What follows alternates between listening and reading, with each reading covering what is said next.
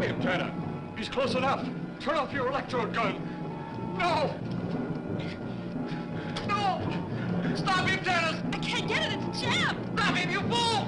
Drop the gun to the floor, Tanner. The metal will break contact. This week on a podcast from beneath, Planet 9 from outer space. That was too close. Too close. It has been established that persons who have recently died have been returning to life and committing acts of murder. The unburied dead are coming back to life, seeking human victims.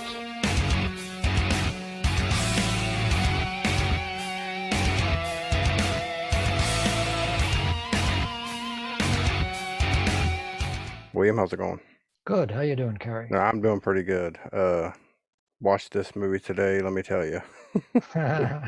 It's something. I'd seen it before. It's been a while since I've seen it. This was, what, 1957? Yeah, I think that it was a 57 that it was made, and then it was released a couple of years later. I think that it was a little delay in getting it released. Yeah, I think I seen something about the copyright. Took a couple of years because it had a different name when they first released it. It was, what was it? Grave Robbers from Outer Space, right. was the original title. We believe the lore that we get from the Tim Burton movie. The movie was financed to a certain extent by a religious organization. I don't know what, not denomination or whatever, but apparently the guy who was the landlord in Ed Wood's building, the place he was living at the time, him and Ed Wood became friends, and Ed Wood naturally tried to convince him to finance a film. Apparently, his religious group was interested in producing a more elaborate film, but Ed Wood managed to convince him to finance Grave Robbers from Outer Space to begin with the idea that the great profits that the movie would inevitably make would allow him to make his more epic religious film. One of the catches was that everybody in the film had to be baptized in the church. And that's a very funny scene, actually, in Ed Wood in the movie, when they all go out to a swimming pool. Apparently, Tor Johnson, who was all of 400 pounds, couldn't fit into the baptistry that they had in the church. So they found a Jewish neighbor's swimming pool. And they put the whole crowd climbed into the swimming pool and were baptized. One of the other things that he insisted on was that he said Grave Robbers from Outer Space was sacrilegious or, inappropriate. So he insisted on it being changed. And I guess Ed Wood had pulled Plan 9 out of his ass. Yeah. It was not the most imaginative fallback title. And that's the one that they shot it under. Eventually, when I guess it was sometime later, when Ed was suffering some financial difficulties, which he tended to do towards the end of his life, the same guy bought the film back from him for $1 in return for forgiving his rent. So Ed Wood lost control of the one film that probably would have, if he had lived long enough, probably would have brought him some money. It was on TV as early as 1961. And I know when I was growing up, the local channel here in New York, Channel 11, they had a thing called Chiller Theater. I don't know if you've ever seen the one with the hand coming out of the pool of blood. That's the way it over. We had a Chiller Theater around here, but it was probably the opening was a little bit different. I think I remember it was like a castle with lightning and all that. I can't remember exactly, but well, that Chiller Theater show here in New York, they ran the Plan 9 from Outer Space. It seemed like they ran it constantly. So I saw it many times when I was a kid. And it's funny how when you look back on things that you see as a kid, you realize how stupid you were as a kid. Never struck me when I was watching it as a child that there was anything wrong with it. It seemed like a perfectly straightforward thing. Actually, that was kind of cool, Yeah, when I was watching it today, I was thinking, were people back then just more not as smart? You know what I'm saying? When you watch it, but do you think did people watch it back then and think, oh, this is really bad? I mean, well, I think that young folks today have this impression that old movies are a strong indication that the older generations were pretty dopey. Yeah. But actually, the movies that we regard as garbage now were regarded, certainly a film like Plan 9 from Outer Space, which just barely got a release in theaters, is pretty widely recognized as a piece of garbage. It's such fun garbage. Yeah. And the people associated with, who are associated with the film are such colorful creatures that this whole mythology built up around it. And now it's, the whole study of Ed Wood's films has become, at least according to some people, sort of a legitimate area of academic research. I think that's probably when things start to get a little crazy. It's one thing for people to say they like this movie because it's so enjoyably bad, Right. because it's understood that we're talking about a bad movie. And I think objectively it's a bad movie. I don't see anybody could argue otherwise. But when people become so charmed or so enamored with this film or with the other movies that he made or with his whole life story, that they begin to talk about him as if he was some sort of unappreciated genius. Yeah, like we're going to try to find some kind of hidden meaning in it, Right. or This was like avant-garde filmmaking, and that's not true. I think that it should be established right off the bat that this is almost like a textbook case of bad filmmaking. And the reason why I think it's bad filmmaking is because it wasn't what he intended. I mean, there used to be a web site called The Dissolve. I don't know if you remember that. It was around for a couple of years. It's archived now. They had a lot of discussions about Plan 9 and about Ed Wood. And I remember one of the people who wrote on the site said that if Ed Wood had lived another 10 or 15 years, he would have been doing the same sort of things that John Waters ended up doing. And I can sort of see that, because it's true that when Ed got into his later years, he was doing porno films, and some of them were almost verging on the sort of stuff that John Waters might have done, the subject matter at least, or the style of filmmaking. But the difference between John Waters and Ed Wood is John Waters didn't do anything that he didn't intend to do. right, yeah, His movies might be on the same shelf as Ed Wood in the video store, if there are any video stores left, as a cult movie or as a camp movie. But John Waters was intentionally subverting filmmaking styles and techniques and the themes and the tropes that you would normally see in films. He wanted to outrage and shock people.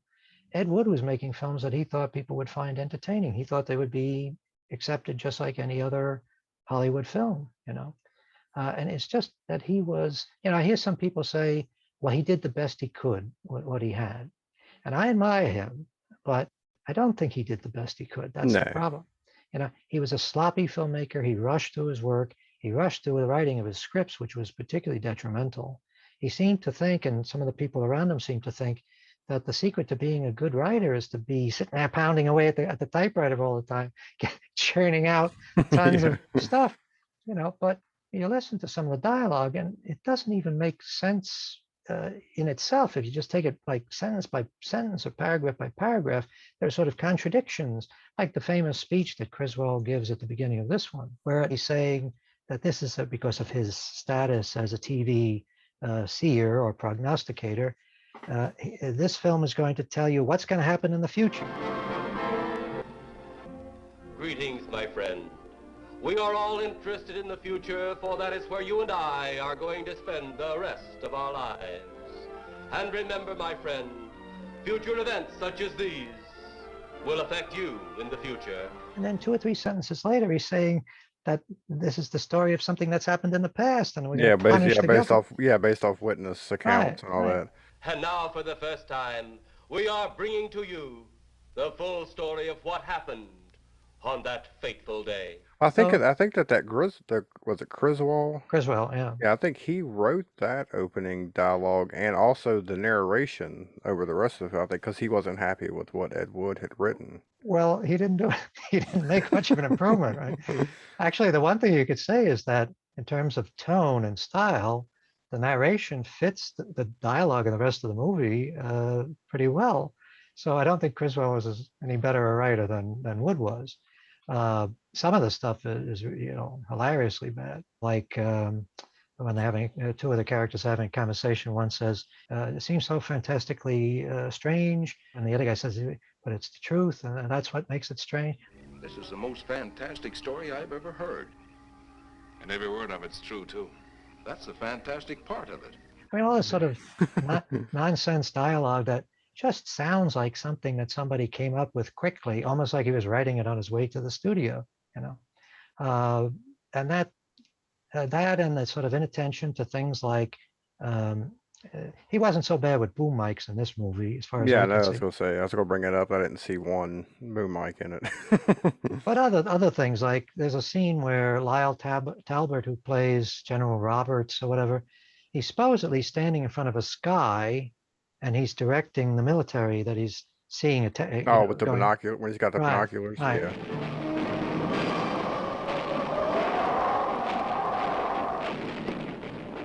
And his shadow is being cast on the On the wall. sky. Yeah. I mean, how could it be that he didn't see that? How could anybody stand on that set and not say, "Oh, wait a minute, we can see his shadow"? It's all through the scene. Or another thing, and sometimes when you watch these movies repeatedly, the big mistakes sort of fade into the distance because you're so used to seeing them, Yeah. and you begin to pick up on other little odd things. Like for instance, in the spaceship set, um, they have their like ham radio sets that they're using as the sophisticated electronic equipment for the aliens. They have them on like what appear to be like dinner tables or bridge tables, like little end tables, like somebody Right, cleared out yeah. their living room or their bedroom and just furnished the inside of a spaceship with wooden furniture that has drawers and things on it. And if you look underneath one of the tables that has all the radio equipment on it, there appears to be like a cardboard box sitting there, But that's supposed to be a fucking alien Yeah, spaceship, yeah. And if you look under the desk, there's a whole bunch of extension cords and things leading to the outlets. So the aliens apparently use, plug-in outlets and extension cords.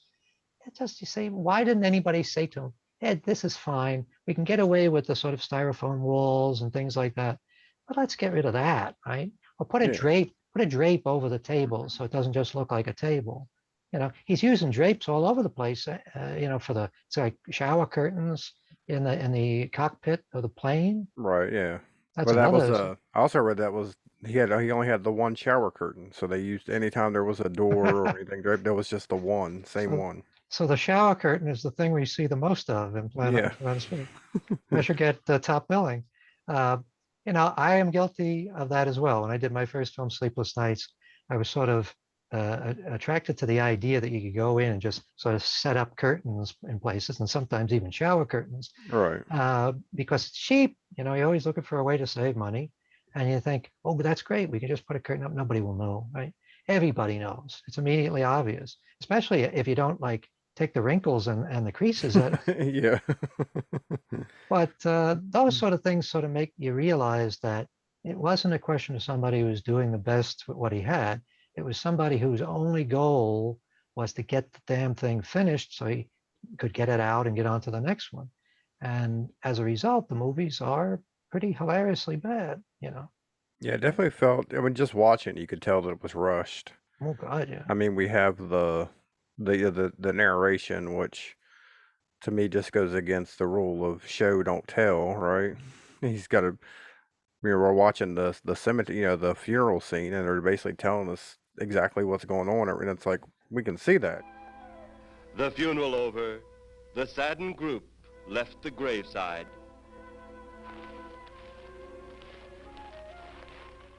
He had no other way to tie in that footage that he had from Bela Lugosi with the rest of the film. I mean, it's actually kind of an audacious idea to take footage of a guy creeping around what apparently was Tor Johnson's house somewhere in Los Angeles, I assume.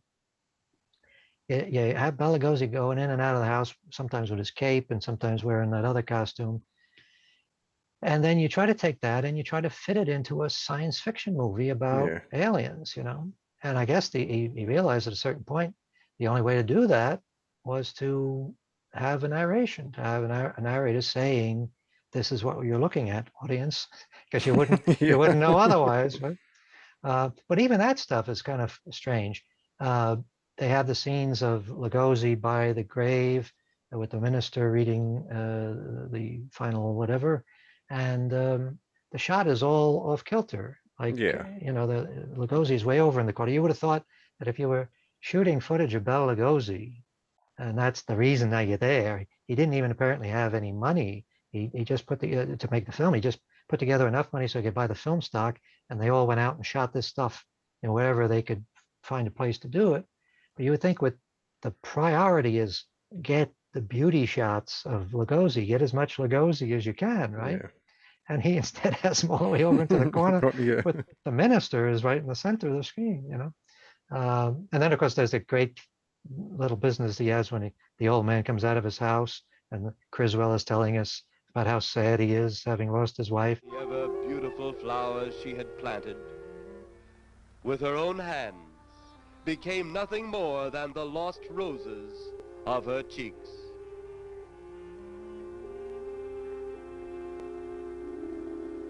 Confused by his great loss, the old man left that home, never to return again. And that's supposed to be him getting hit by a car. The only problem is when they froze the frame, when they stopped the film, Lugosi's shadow is still in the shot. He hasn't cleared the shot yet. That's the other thing I think I would say about as far as not trying your best. He really wasn't trying any best. If somebody was really trying their best, they would really look at the assets they had. Yeah. And they would say, what can I do with these things that I have? They wouldn't say, let me make this sort of science fiction epic that involves military, and involves elaborate spaceships and a graveyard / cemetery. Well, see, what I didn't understand about the grave, I said obviously they were filming the scenes outside, at the gravesite. Well, the gravesite at the beginning, yes. Yeah. The gravesite that we end up with in the rest of the film, that was all shot on a soundstage. That's what I'm saying. So I didn't understand why, if they were filming outside before, why couldn't they film it all outside? I don't know. Because you have that great scene of the two gravediggers, and they're looking at the they're looking at the interior stuff that was shot interior. It doesn't match at all. I just don't understand. Outside would be the easiest place to film, you would think.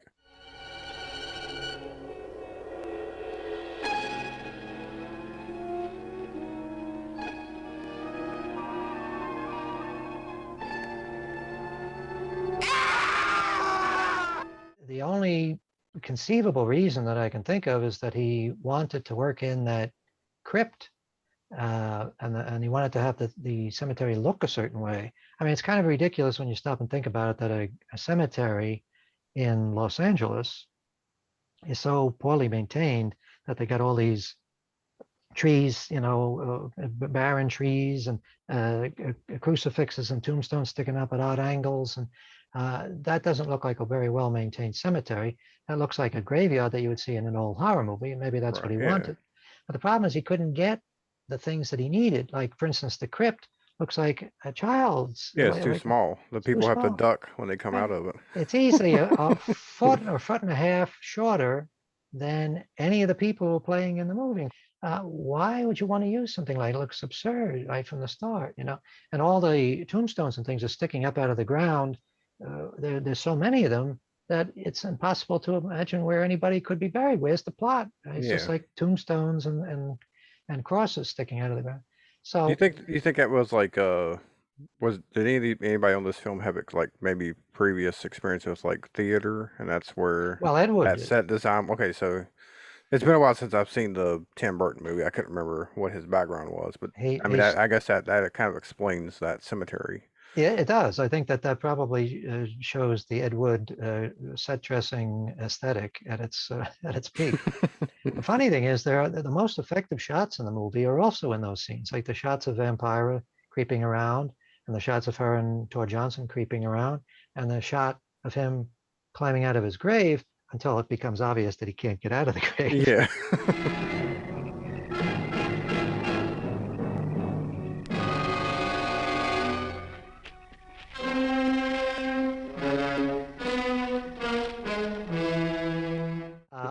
that stuff is pretty effective. You would be pretty happy if you were doing a horror movie and you had a couple of shots like that in it. Problem is, it's a science fiction movie, really. So, Yeah. doesn't really make sense that way. In a way, you could give Ed Wood credit for being ahead of his time in the way that he is mixing genres. When Quentin Tarantino and Robert Rodriguez did From Dusk Till Dawn, everybody was saying how it was a mashup of genres. It's Right. a crime thing, and it was a vampire thing. I suppose you could argue that Ed Wood was doing a sort of mashup of alien invasion story and gothic horror. So is he responsible for Alien, a Ridley Well, Scott film? we'd have to be very, very generous. Okay. I'm trying to think of a movie that you really could honestly say Plan 9 from Outer Space inspired, other than parodies and things like that. Right. Yeah. I don't really know. I don't think that, can't think of anything that really, but he was there first. And he also, the point has been made online and some articles about this film, that he was a little bit ahead of the curve with the conspiracy theory idea. Right. That is something that he's has some of the characters talking about how the government is keeping it hushed up, that there are aliens invading. But he falls on his ass because the ideas, the story, if we want to be kind, the story is kind of weak and nonsensical. The aliens are coming here because they want us to stop using nuclear weapons, or they want us to. It's a similar plot to The Day the Earth Stood Still. Yeah. The aliens are coming to tell us, knock it off. Knock it off. You're going to destroy everything. Yeah. Right. And instead of coming out and just saying that, they always sneak find a around way. it. Yeah. Right. Yeah. And in this case, the scheme is they're going to get us to cooperate with them by raising the dead and scaring us. It doesn't really make sense. Yeah. And even if you say, okay, well, that's the premise, they're raising the dead, so you would need like thousands and thousands of zombies to be effective, right? Instead, they raise up an old man, a 400-pound police investigator, Tor Johnson, and Vampira, who was a TV host, a horror host. Yeah. And that's the other absurdity, is that these people die, and at least two of them, when they come back as sort of movie vampires instead of. Yeah. I assume that Bela Lugosi wasn't the character he was playing, the old man, wasn't buried wearing Count Dracula costume. Yeah, I would hope not. I mean, Bela Lugosi was buried wearing his Count Dracula costume. Yeah. But I don't think that. I mean, the Tor Johnson, he came back as, you could see he's wearing like a suit, so that makes sense. But Vampire, are we supposed to believe that was Bela Lugosi's wife? Yeah. I mean, that's what they say, but I remember reading somewhere that even though Bela Lugosi was credited just as the man, Mango or something, I think Ed Wood originally wanted him to play Bela Lugosi he wanted him to be himself in the film. Well, I know in the screenplay that he wrote, he used the word Dracula to describe Bela Lugosi's character. Maybe that's what it was. Maybe that's what I read. Yeah. And that's another example, I guess, of how sloppy and how rushed his work was. I mean, he actually created a character for Bela Lugosi, and I assume he uses the character's name at some point. But just as a shorthand, he keeps describing the character later in the script as Dracula. There's a certain honesty connected to it in a way. He's saying this guy is known as Dracula, and that's why people who might come to this movie come to it. So why don't we be honest and say, yeah, Dracula, okay. And Bela Lugosi, throughout his career, was sort of playing variations on Dracula. But now, wouldn't Universal still own the rights to that look? they own the rights to the film Dracula and any sort of photographs or any sort of material that comes from the film.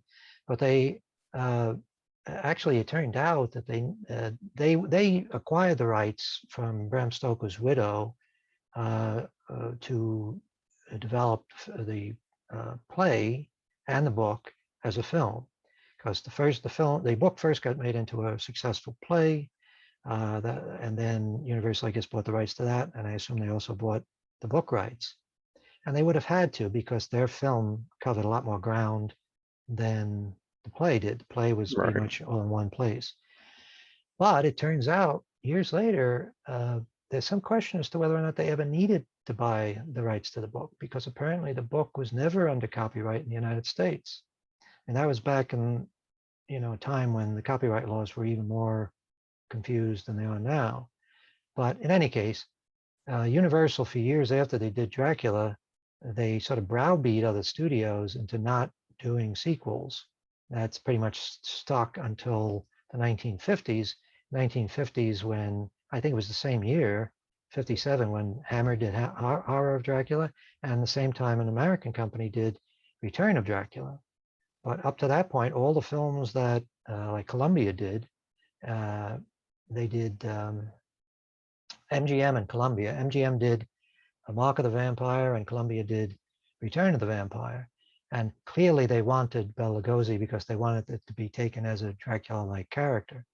But they couldn't use the name. They had to come up with other character names and a sort of distinct look, just because they were afraid that Universal would sue them. So yeah, Universal never really owned the rights to anything. Right. They own the rights to their movie. That's pretty much it. Bela Lugosi's estate sued to get money from the companies that were using Bela Lugosi's likeness on posters and model kits and things like that. And I forget how it turned out, but eventually, I think he might have lost the suit. The Bela Lugosi estate lost the suit, but California established a law that protects people's likenesses from exploitation after they're Right. dead. So now, if you wanted to use Bela Lugosi's likeness, you would have to pay the Lugosi estate some percentage, I assume. Were you planning? You were planning to do? Yeah.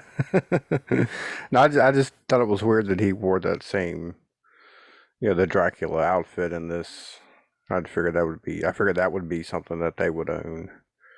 Yeah, the outfit that Dracula wore in the movie was similar to this outfit he wore on the stage, and the stage production of Dracula, when it started in England, they were going for more of a stage magician look, because that was the look for stage magicians. It was always the sort of opera cape and the white tie and tails, and sometimes a top hat, and usually the Draculas at that time had looked older. They had a white mustache or a white beard and things like that.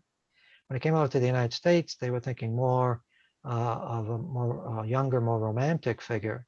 David Scal, the guy that writes books about Universal films, he used the term moldy Valentino, and that's pretty accurate. Valentino was the big sex symbol of the day, in the 20s at least, and Lugosi was sort of catching that vibe. He was sort of picking up on that vibe of a sexy, at least in terms of the times, sexy European, slightly eccentric, aristocratic figure.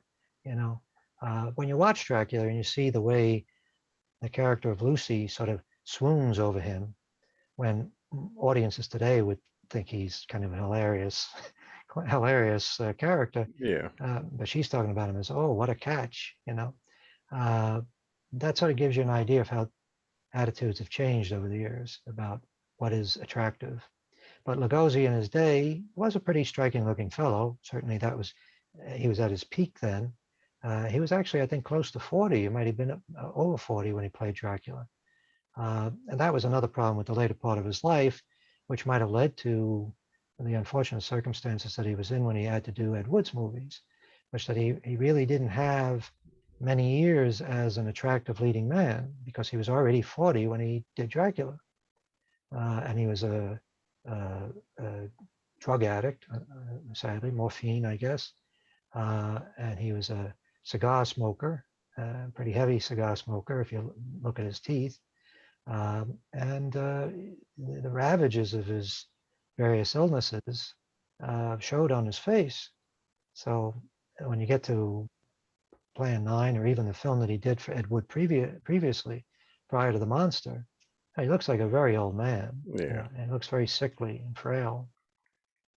So, yeah. It's Well, kind of it still reminds. It just same thing happens today. You know what I'm saying? You have actors that were big back in the day, and now they're doing these, just low budget. We've talked about some of them, the stuff that Mel Novak's now doing.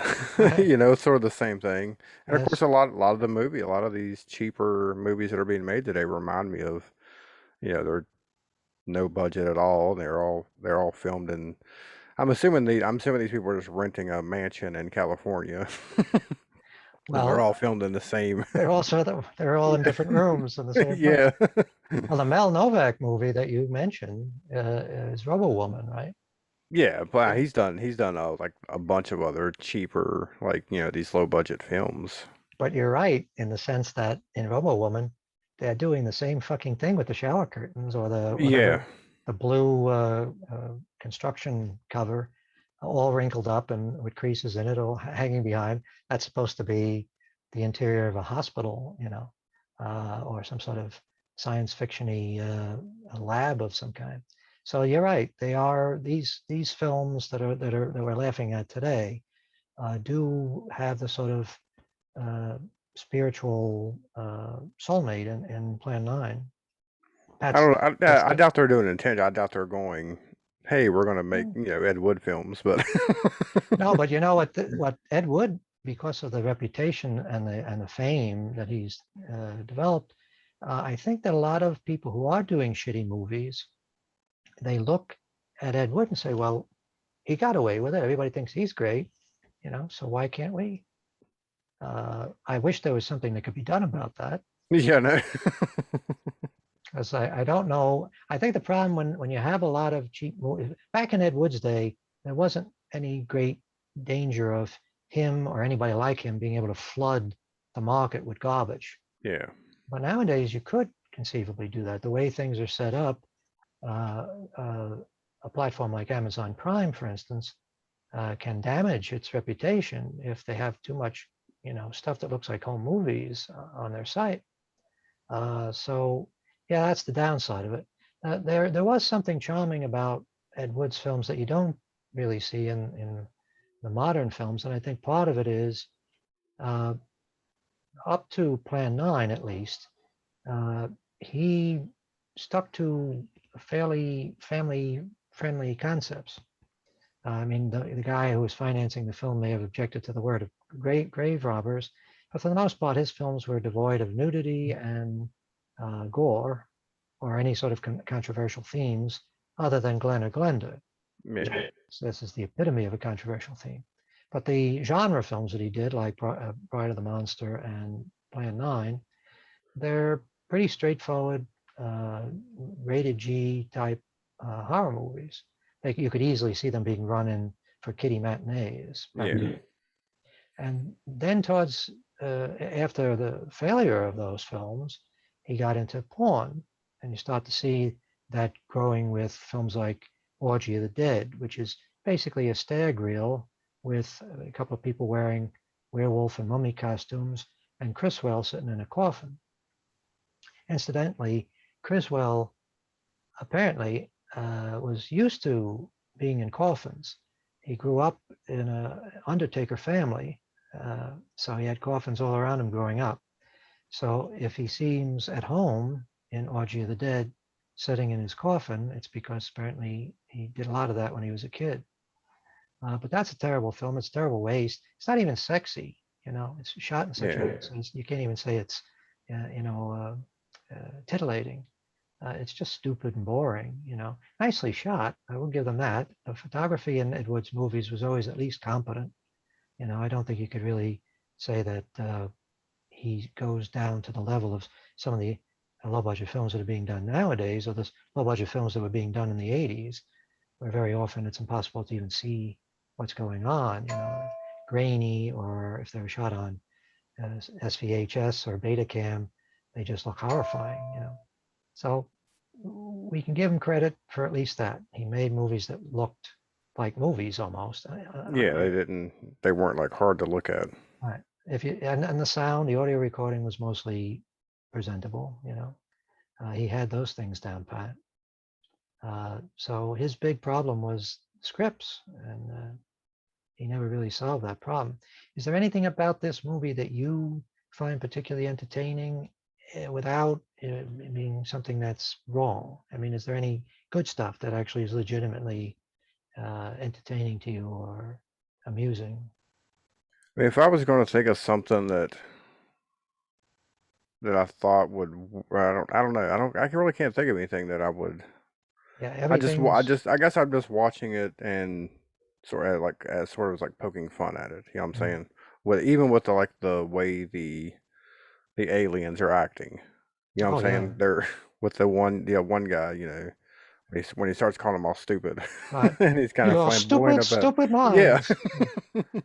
And of course, I guess whoever the lead alien is, he's obviously wearing some kind of uh medieval outfit. It's got like a shield and an axe on it. It looks like something from medieval times or something.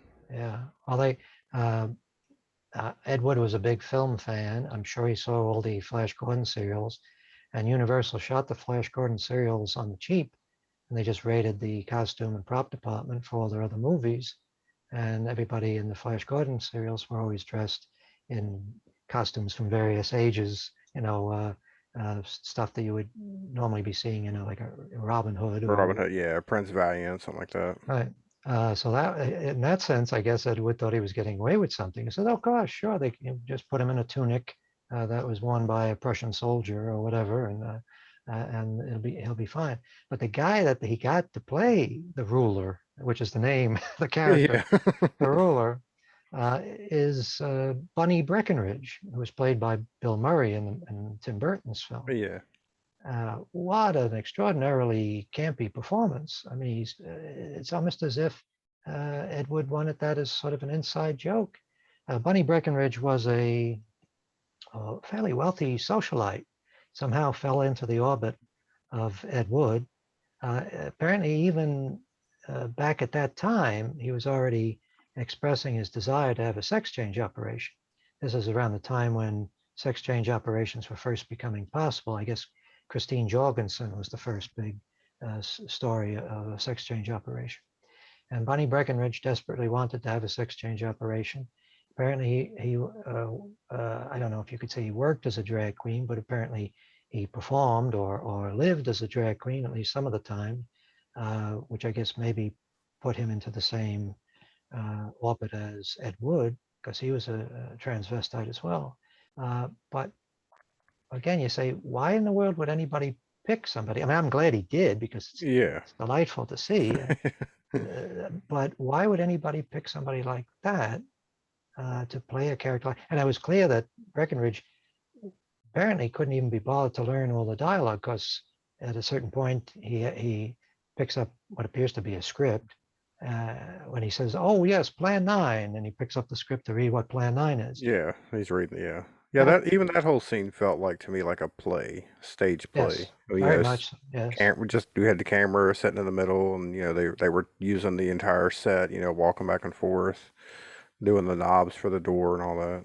Well, that one moment struck me as being similar to who was the guy that Red Letter Media was always making fun of, Cameron Mitchell. Yeah, Because he has a couple of scenes in some of the movies he did later where he looks like he's reading the script too. yeah, They don't even bother to hide it, right? They just put it right in the set on the set right in front of him, and they come up with some excuse for him to be reading something. yeah. Like But a file, some kind of like he's looking at a file or right, something. yes, but the if Ed Wood had any sort of self-awareness, he would have looked at this and he would have said, "This is awful. I gotta make a joke out of this." Yeah, yeah, But he never seemed to. I mean, maybe when he got into the porno days, apparently some of the porno films he did have sort of intentionally campy or silly, attitude. But these gothic melodramas that he did, they're just, really serious, and it makes them that much more hilarious. yeah, yeah. I think if I had to think about what I thought was the best one, I think the Tor Johnson of Emperor stuff was. Yeah, I think more of that would have helped it out because I yeah. mean, basically, it was just her walking back and forth, and they would just intercut it with whatever, the cops standing there. And the whole idea of having a 400-pound Swedish wrestler playing a police detective in Los Angeles is, inspired in a way. Yeah, now when his character dies too, they go immediately to the funeral. Right, right. He dies and they're at the funeral, and I was like, how many days? Like, there's no time frame in this movie at all. Well, they had nowhere to go other than Yeah, those little sets. Apparently, the whole thing, other than those exterior things that we talked about, the Bela Lugosi footage and the grave diggers, everything else was shot in a fairly small studio called Quality Studios.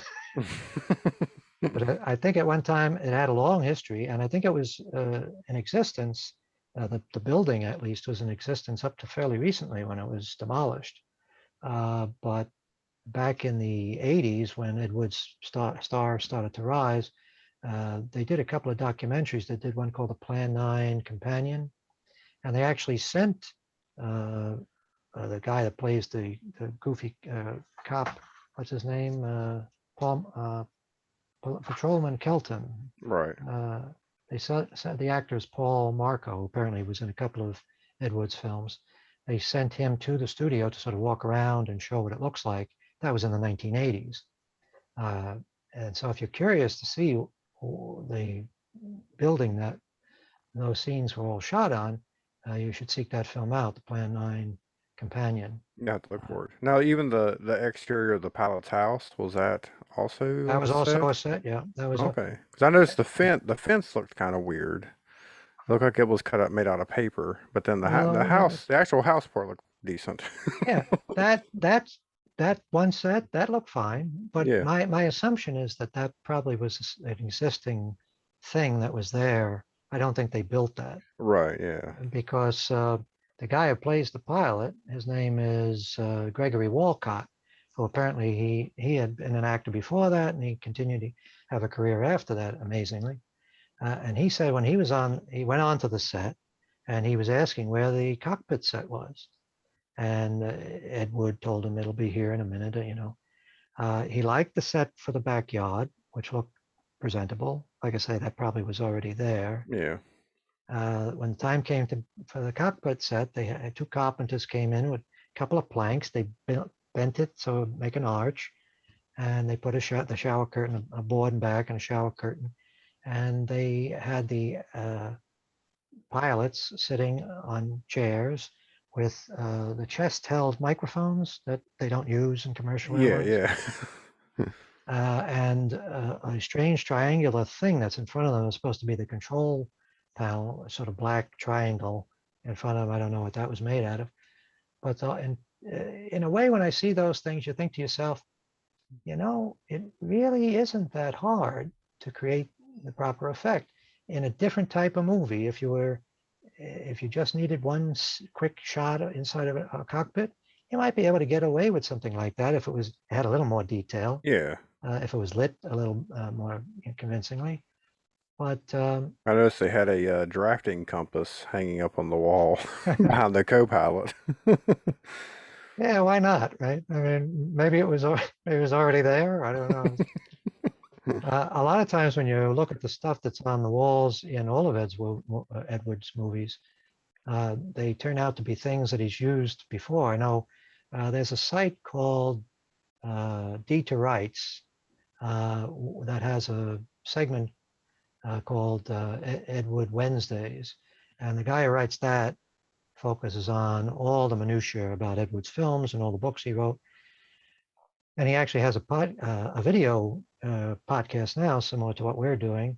And he mentioned in one of his articles that you could identify, particularly in like the porno films or the films he made in the 70s, you could identify the same pieces of furniture and the same wall hangings from movie to movie. So that may have been also true back in his Plan 9 days, Right.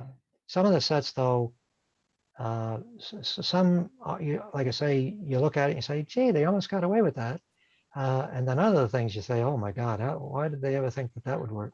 I can give you an example of a recent movie that also has a really bad, and it was the Glenn Danzig Veronica movie. Yeah. There's a theater scene, and for the camera, or not, not the camera, but for the projector, they basically had a box fan setting in front of a light, which works. but Right. you don't show it. And Right. they pull back so far that you see the box fan setting up in a hole in the wall with a light behind it. And that was their, I mean, the Yeah. effect works, but you just don't want to show the box fan Don't up show there. the fan. Yes. Well, Danzig might be an example of somebody who sort of uses Ed Wood's work as not just a source of inspiration, but also as an excuse. All right, Because yeah, it I could know be. Danzig, the Misfits, their original name was something like Plan Their 9. the record label Oh, was the record Plan label, 9, I yeah. think, is what it was. So clearly there's a connection there, right? He is aware of Plan 9 and Ed Wood's work. I mean, I admire that, and I've had to do a certain amount of that myself. I know Joe Dante, who is a director that we all know from Yeah. Gremlins and The Howling and all that.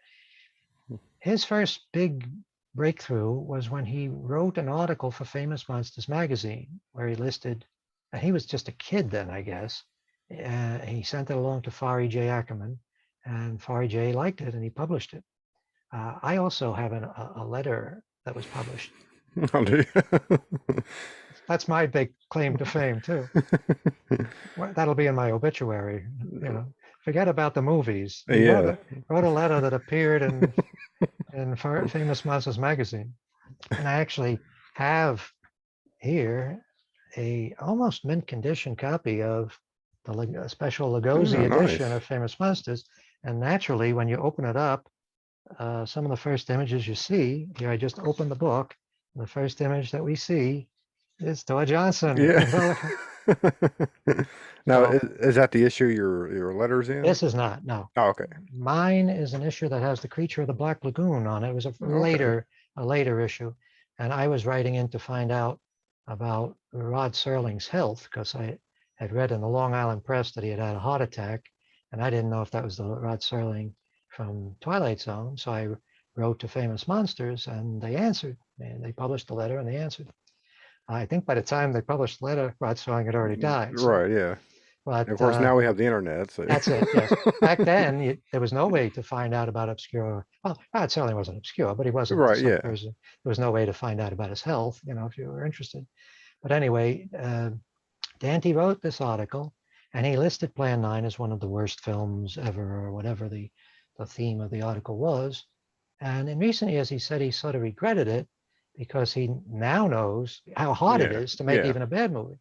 The effort that goes into making even a film that everybody hates is just amazing. And so I do respect Ed Wood. I just wish he'd put a little more thought and effort and time into it, Yeah, I think you're correct though. If he would have had the hindsight to say, let me just poke fun at all these sci-fi movies with the gigantic ants, and then he probably could have had a a hit on his hand.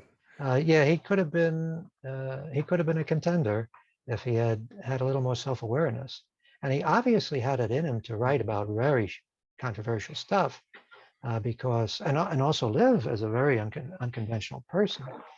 One of the things that's not really discussed, as far as I can find online, is how we're supposed to view Ed Wood now, when there's been so much of a change in attitude and the way of thinking about trans people. What do we see Ed Wood as now? Is there such a thing as a person who is just a straight man, normal, so to speak, in every other respect, except he likes to occasionally slip into bra and panties? Or is this a sign of his desire to be a trans person? He surrounded himself with people. Bunny Breckenridge was somebody who also wanted to have a sex change operation. So, I don't know how we can define what he was, other than to say he was a very unusual person. And because he was a terrible alcoholic, and towards the end of his life, it seemed to get worse and worse. If you read that book, Nightmare of Ecstasy, I guess the author's name is Rudolph Gray, if I'm not mistaken. And I think it was one of the first popular books to really go into in depth about Ed Wood's life. It has a whole bunch of interviews with people that lived and worked with him. And the end was very, very grim. Right.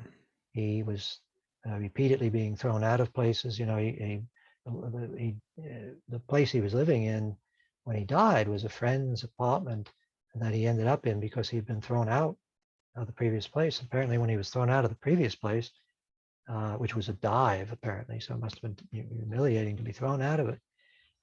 But when he was thrown out of that place, they took all his stuff and just put it in trash. So he lost all the memorabilia that he'd been collecting over the years. All that stuff went into the garbage.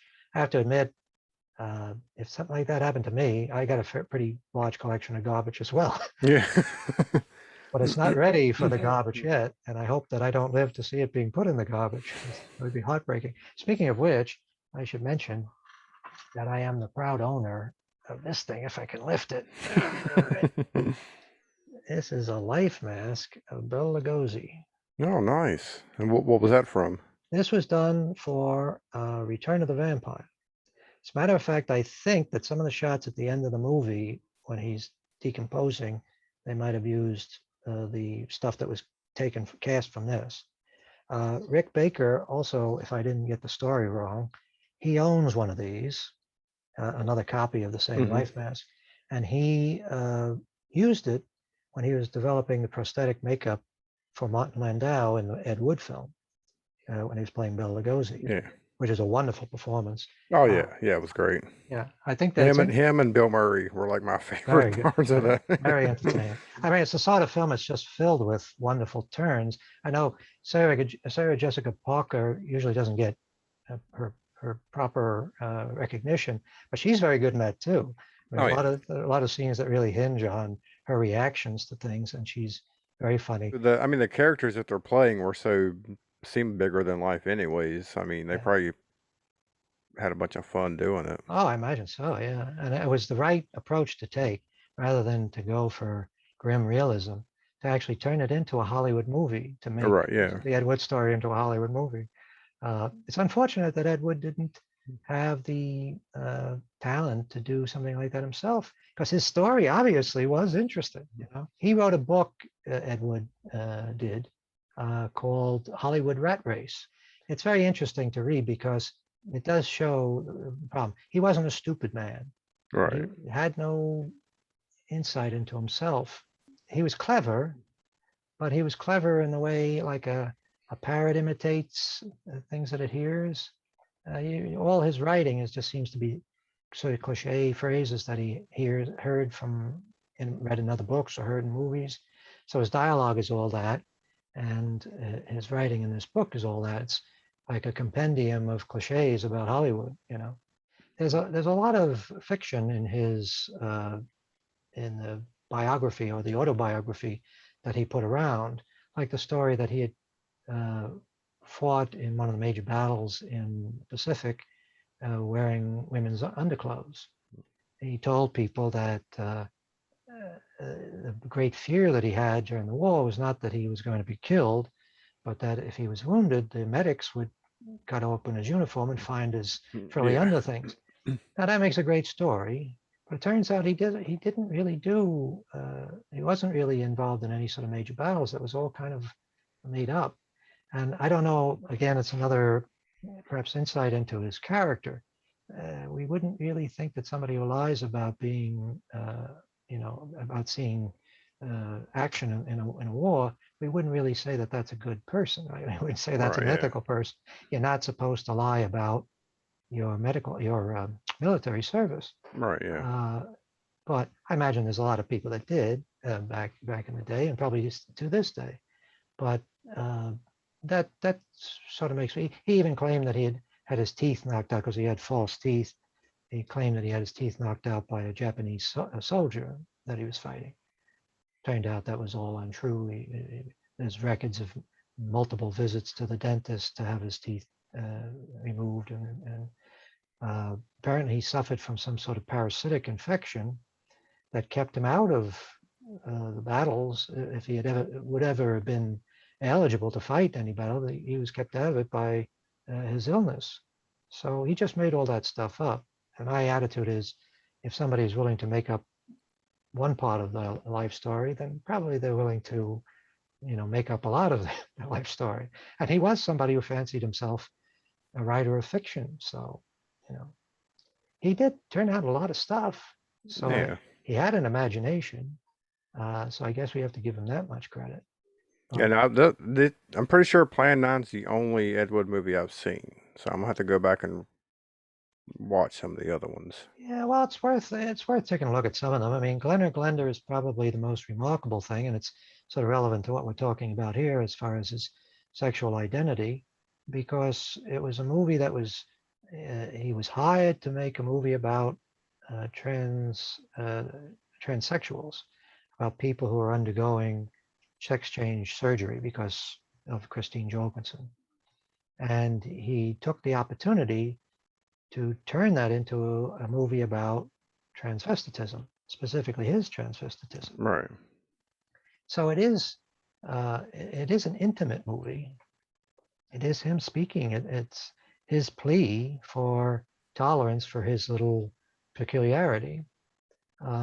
It's funny how things change. It was just, I guess, in the late 80s when that movie started to circulate. I think I forget which studio it was. They actually re-released it to theaters. They put it in. I guess they put it out mostly for midnight shows. But the reaction was, "Isn't this hilarious?" Right? Yeah. It was just derision that this guy was telling the story about how he likes to wear women's clothes. And now, of course, the attitude generally is among, right-thinking people is that somebody shouldn't be mocked or derided just because they are interested in dressing as a woman or identifying as a woman. But all the most progressive people back in the 80s and 90s, they didn't seem to have any problem having a good laugh. Yeah. Glenda. And it in a way, you feel funny watching it because the guy is sort of pouring his heart out, and the filmmaking choices are just as inept and just as bizarre as they are in Plan 9. Now you have I guess Plan 9 became popular years later when it became known for the worst movie ever made, and Yeah, well, that's when the cult started. The yeah, the movie cult. itself actually was running on TV in 1961. Right, but So, nobody was. I mean, it wasn't a big. But I was trying to think of like in today, you have somebody like Tommy Wiseau comes out with The Room, and it's like an instant bad movie, and then is popular like almost instantly just because of how bad it is. yeah, whether or not something like that is likely to happen again, I don't know, because first of all, I don't know where Tommy Wiseau got supposedly millions to make the film. Right. And I assume it probably was expensive because apparently he shot it simultaneously on film and on video. Yeah. So where he got his money for that, but the average low budget filmmaker doesn't have the money to make something like that. There is something to be said about the effect of trying to distribute The Room as a mainstream film and putting into theaters and putting billboards up, and I guess he rented a billboard on Hollywood Boulevard or someplace in LA. The reason why the film is so remarkable, the reason why the film is so funny, is because it isn't presented as some cheap little thing that somebody shot, a forgettable little thing that just popped up on Amazon Prime. Right. Yeah. It was presented as a real movie, and in that context, it becomes hilarious. Right? When people actually go to see this in an actual theater, and they're sitting with a crowd of people, and they hear that dialogue, and they see those performances, it can't help but be hilarious. Ed Wood, his films apparently didn't get much distribution. I mean, Plan 9 didn't get very wide distribution. I imagine in some countries it wasn't released at all. So the only way that film could finally get its message of hope out to the world was to be shown on television, and it was repeatedly, and people grew up watching it. And I guess by the time anybody who was watching it in like 1960, 61, when it first aired, and apparently Ed Wood was, well, he was still alive, so he could see that his film was being run. I remember reading that he used to call people up and tell them that his movie was playing, Right. so they could watch it.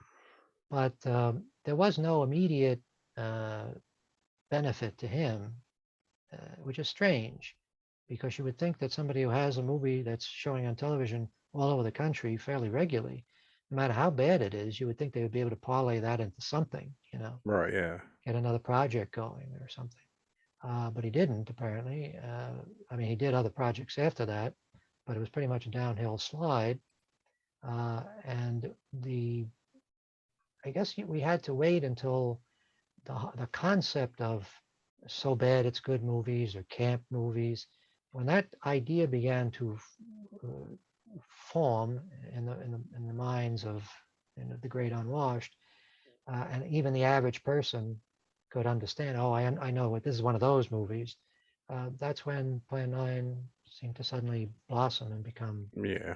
probably one of the most famous movies ever, right? I mean, I don't know if you've had this experience, but whenever I'm having a conversation with people about filmmakers, there's always a few names that always come up if the conversation goes on long enough. Stanley Kubrick, Orson Welles, Alfred Hitchcock, Ed Wood. Right. Yeah. And it's sort of like he defined what not to do, So I guess that's some kind of accomplishment.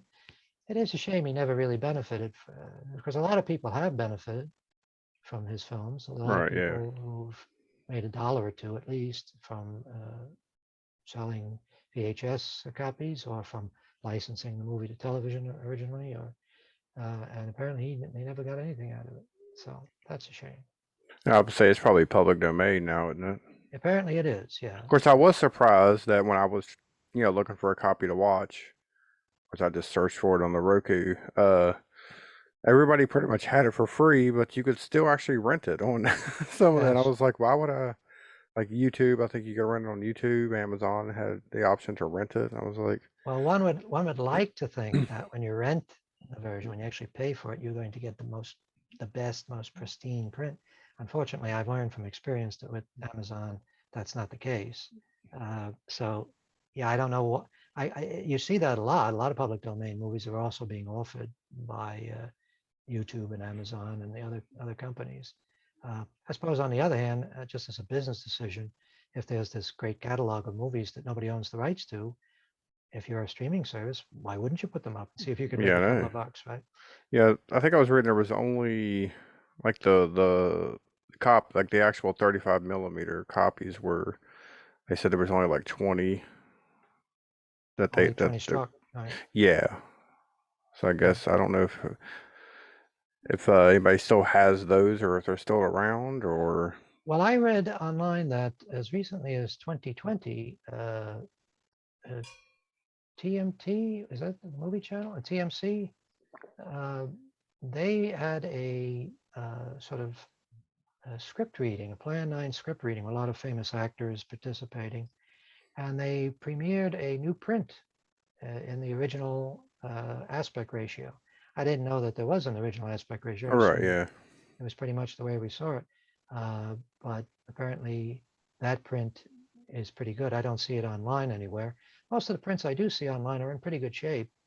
So it's never really been a difficult thing to find a good copy of Plan 9 or Bride of the Monster. Most of the Glenda prints I've seen are pretty crappy looking, but they're not really bad. They're not like some of the real awful public domain things like Manos, The Hands of Fate. Right. But Manos was actually rescued as well fairly recently, within the past 10 years. Somebody found the original negatives and restored it and put it out. It doesn't make it a better film, but at least it's not such an eyesore. Yeah, I'm just assuming that whatever copy I watched had to just been like ripped from a DVD and put on some kind of free streaming service. Probably. I just didn't know what, if anybody knew like what's the best copy to watch. I was looking around for the best copy myself, and I found they were mostly All the same, yeah. Right, G2. Come in. Yes, of course. I'll keep in touch. Come in, Colonel Edwards. Close the door. At ease, Colonel. Thank you, sir. Sit down. I also liked how whenever we were in the office with the two military guys, and he's talking about how we've known about them forever. We've been, watching them, and they don't speak our language, but we created this computer that can Yeah. translate it, and it not only translates the wording, it comes out in the guy's voice. That's Ed Wood for you, right? But that was probably one of the better, filmed scenes. Also, kind of long-winded, and the dialogue wasn't interesting, but it looked better than the rest of the film. Well, yeah, and it was not so ambitious, right? It's just two guys sitting talking. So, Yeah, but again, the sort of absurdities of he's talking to a guy who is in charge of the response to the UFOs, to the flying saucers, and he's quizzing him about whether or not he believes in UFOs. And when he says that he does, he's trying to trip him up and saying, "Oh, it's not official. That's not the official." yeah, I mean, what is the point of all that?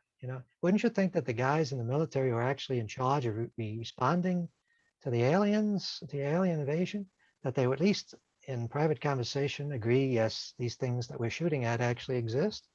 I mean, what's the point of that scene other than just to fill out the movie? yeah. I feel like if he would have had someone else do his scripts, like if he would have filmed other people's scripts and had just a little bit more money, I think he could have done something. I think Yeah, he had some kind of vision. He just struggled to get it out there. yeah. And the one really, truly admirable thing is his diligence. He kept at it, kept trying to raise money. He did whatever he had to do to get the films made. That's admirable, I would say. And if he could have put that sort of energy and that sort of cleverness to work on somebody else's script that was worth producing, and instead of bringing in this menagerie of weirdos, none of whom had any real skill as actors, bring in people that are fairly talented, at least competent, uh, you might have had something presentable. I mean, the funny thing is, he did other movies that are closer to being competent, like he did one about teenage girl gangs or whatever, and uh, they're boring. The films that he did that were competent are dull. Uh, so that's another phrase that we hear repeated about Ed Wood, which really isn't true. People that try to defend him say is he may have made bad movies, but he never made dull movies. He did make dull movies. Yeah, Some of them are almost unwatchable. yeah. I was just looking through his credit. I didn't realize he had so much in his credits here. I mean, just directing and writing wise. Yeah. When I was a younger person and the pressures of life were impressing upon me quite as much as they are now, I really used to enjoy kicking back and having too many beers, watching these dreadful movies, because there were a bunch of things going on in my mind. First of all, it seemed to me that this was a sort of democratic filmmaking. It showed that anybody could make a movie. Right. That's reassuring to me. But it also showed that if a guy like him could get his films made and actually become a famous person with his films, then there was hope for us all, maybe even for me. So it was a source of encouragement, a little bit uh, influenced by a sort of feeling of superiority. Oh, I can do better than that, Yeah. which I think is a kind of a pleasant feeling that we all feel when we watch these movies. Even somebody who's never made a film and has no aspirations to make a film looks at these films and says, I could do better than this. Yeah, Uh, that's how I feel watching a lot of movies that are even coming out today. yeah, I mean, in a way, I suppose he's a more admirable fellow than somebody like Michael Bay, because I would never think with alcohol, I don't drink anymore, but with alcohol or not, I would never think of sitting down and watching a Michael Bay movie Yeah. for entertainment purposes, at least. And he's working with hundreds of millions of dollars. Right, yeah. So there is something unfair about that, right? That somebody who was an admirable person who just didn't have wasn't very talented, he crapped out completely. He didn't make any money, and he died in poverty and died a miserable alcoholic. And Michael Bay is probably one of the wealthiest people in show business. Just Even though I pumping don't out the pumping out basically films. the same movie every time. And I don't say I don't attack him as a person. He may be a Right, wonderful yeah. guy. Right, yeah. And I will say, anybody who can achieve that level of success, obviously they have something that I don't have. So he's superior to me in that respect. But I don't like his movies, and I don't understand why anybody does. But you do recommend Plan 9 from Outer Space, right? Plan 9, I always found it to be a very entertaining movie to have on TV around Halloween, because it has that sort of, I don't know what would be a good, it's like a haunted house at a carnival or Right, amusement yeah. park. It has that sort of feeling of regular people just trying to act spooky, regular people trying to do something that would be theatrical, or and they have these iconic characters that really are Halloween figures, Vampira and Tor Johnson. Tor Johnson's Don Post mask. Are you familiar with Don Post? The name sounds familiar. I'm drawing a blank on.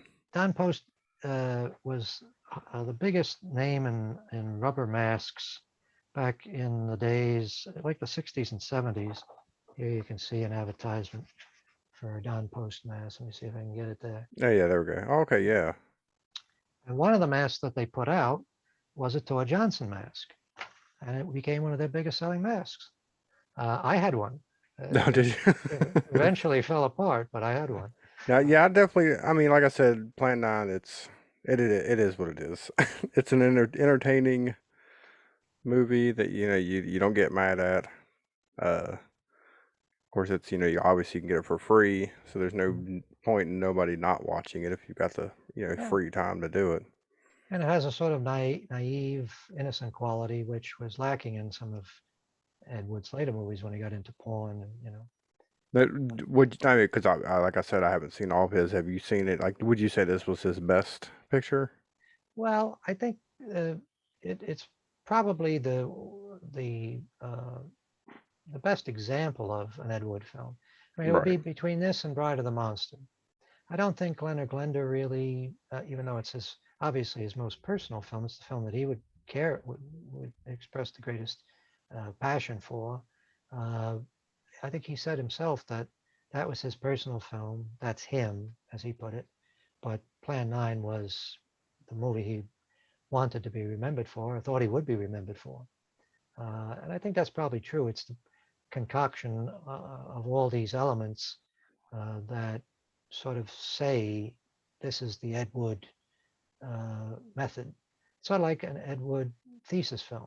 Right. Yeah.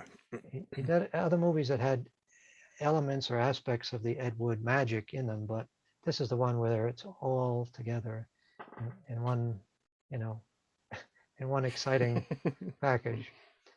So yeah, I guess this would be the one to point people to, or point them to the Tim Burton movie if that's not. Yeah, that would be. Yeah, that'd probably be smart. So they can get a taste of what he's about before sampling the movie.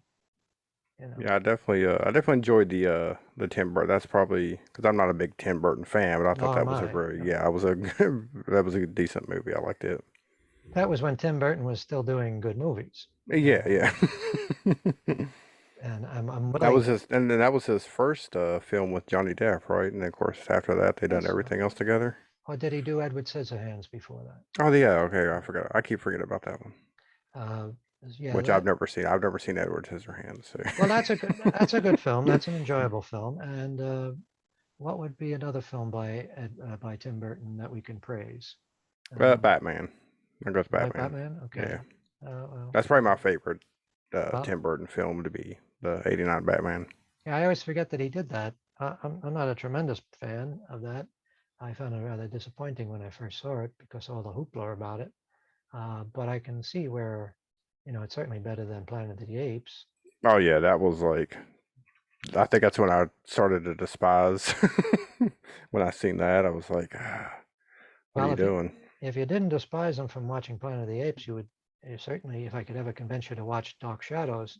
Which I'm going to do. I'm going to do. I don't even know if I should try to force you to do that. That seems a terribly cruel fate. But yeah, that Dark Shadows was that was the end of the line as far as I'm concerned, as far regarding, Tim Burton and Johnny Depp movies. I don't think that it's fair for him to do movies about things that he clearly doesn't care about. Right. Yeah. You know, especially if you're going to spend $300 million or whatever ridiculous. I don't know if it was 300 million, but it was at least 100 million and probably another 100 million or so for prints and advertising. So if you're going to spend that much money on a movie you just don't give a shit about, and it's obvious in the movie itself that you don't give a shit about it, you know, it's impossible to imagine that that script went more than a draft or two, you know, and it's kind of hard to imagine that Tim Burton had any familiarity with the original material, or that he had anything other than a complete disdain for it, which is weird because Sleepy Hollow is actually a pretty good Tim Burton. Oh yeah, yeah. I like that one too. Yeah, I don't know. It may just be somebody who's, you know, he's gone on too long now. He's run out of ideas. Yeah. To me, it felt like maybe the studio was like, "Hey, let's remake something. We can get this property, and this guy would be good for it." And I guess it was an easy paycheck for him. Johnny Depp apparently was a Dark Shadows fan, Right. which makes it even more mysterious because why would you, if you were a Dark Shadows fan, why would you then want to make a movie which doesn't really resemble in style or the mood of it the original show? Yeah. You know, it's amazingly they managed to spend at least $100 million making the worst version of Dark Shadows, even though the original version was a fucking soap opera. Yeah. Yeah. So that's inexplicable, you know. Yeah. We'll definitely have to cover it though. Yeah, one of these days might be nice to cover those the 3 Dark Shadows movies, the 2 feature films that were made around the time of the soap opera was on, and the Tim Burton movie. Yeah, we can do that. Just to compare them. All right, so it's October. Is your movie coming out this month? Well, I hope to have it finished by the end of the month. Okay, end of the month. Even better, right? Just perfect, right in time for Halloween, right? Yes, well, obviously once I have a finished print of it, so to speak, I'll send screeners around to people whose opinion I value, like yourself. All right, look forward to it. And that after it's done, then it goes to the distributor. It hopefully will be shopped around to distributors by the producer, and so maybe it'll end up on some streaming platforms, or maybe get a DVD release or something like that. So that's Sleepless Nights that we're talking about. Yeah, Sleepless Nights, the vampire movie. My vampire movie from 1999, which was originally released in 2002, and my other film, Demon Resurrection, is currently available on Amazon Prime and on Tubi TV and on Zumo TV, if you've ever heard of that. And it's on Vimeo on demand, and I understand that it's on some channels on, what's that set box thing that Oh, the Roku. Roku, yes. It's not on Roku's official channels, but on some of the other independent channels on Roku, apparently it's being shown. So people can watch my movies and then say, what the hell was that guy knocking Edward? Yeah. His movies are even worse. No, I wouldn't say that. Well, hopefully people will be generous, kind. Yeah, I'm sure they would be. And if they aren't, I'll just block them on Twitter. Yeah, there you go.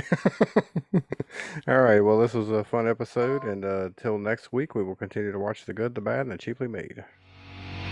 It has been established that persons who have recently died have been returning to life and committing acts of murder. The unburied dead are coming back to life.